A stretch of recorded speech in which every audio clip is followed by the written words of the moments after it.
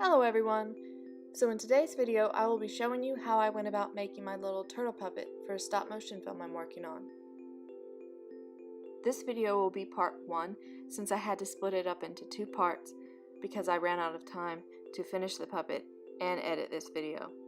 So you will see up to the point where I add the wire armature, and next week you will get to see all the finishings and a little demo of how it works.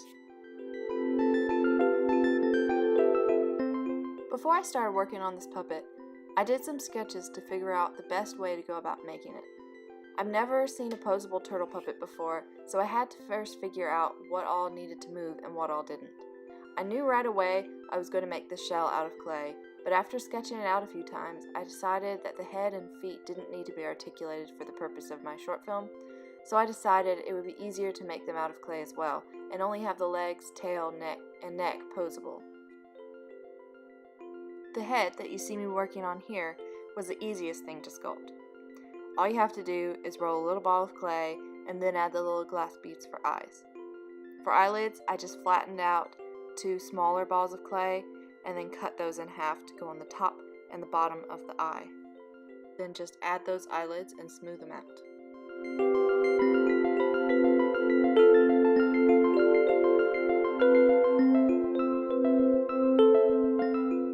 Now right here is the reason you want to smooth those eyelids out.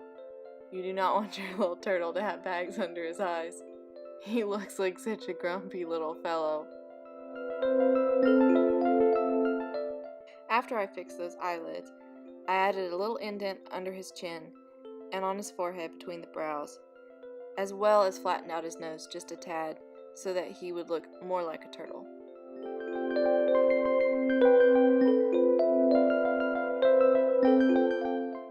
Here's the turtle head next to the shell. I think it looks pretty good.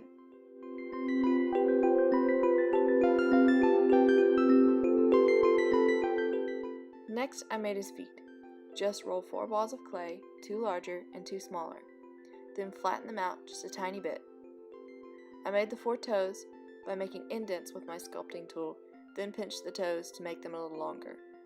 They look a bit more like frog feet than turtle feet, but I didn't want to go into too much detail with claws and wrinkles. After that, it was time to make the wire armature. I used generic craft wire that I believe was something like 22 gauge, maybe even a little bigger. This wire is pretty stiff, and looking back on it, I should have used either a thinner or softer wire, just so I could pose it a little more easily without fear of cracking any of the clay parts. But, as I said, trial and error, so I know what not to do in the future. So, what I did was measure the body and then double that length because I'm going to wrap the wire to make it sturdier. I also gave it some extra for the neck. I came up with this idea to make a spring-like structure for the neck since I really wanted it to be able to extend and retract, and this ended up being a success, and what I was happiest with as far as the armature goes.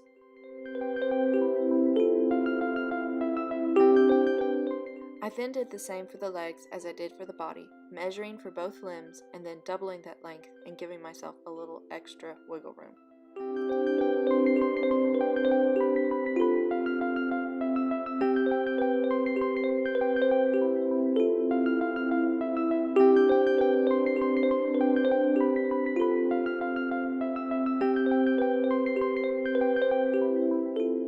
Once everything was cut and wrapped, I then figured out where the front and back legs needed to attach and wrap them around the body wire, securing it with some floral wire, which I think was a little overkill, but now I know it won't be going anywhere.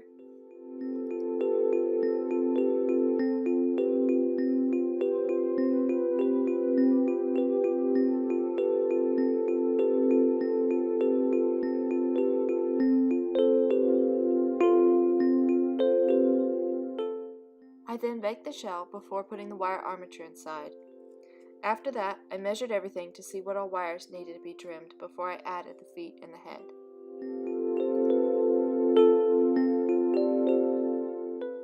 When adding the feet, I ran into a little trouble. Since the clay had sat overnight and gotten cold and was no longer very pliable, the wire ended up cracking the clay, so I had to make little patches for the back feet and completely resculpt the front feet. But this wasn't that big of an issue because the feet weren't very hard to sculpt.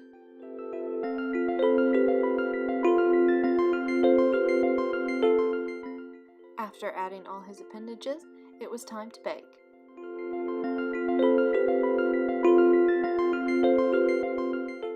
I baked him at 275 degrees Fahrenheit for 10 minutes. And he's done. I hope you enjoyed today's video, and be sure to check back next week to see how he turns out, unless you're watching this in the future, in which case you only have to click the next video. So if you found this video helpful, I'd appreciate a thumbs up, and if you would like to see more videos like this every week, be sure to subscribe to my channel. If you also want to see daily art posts, follow me on Facebook or Instagram. The links are in the description below. Hope you have a great day. Bye.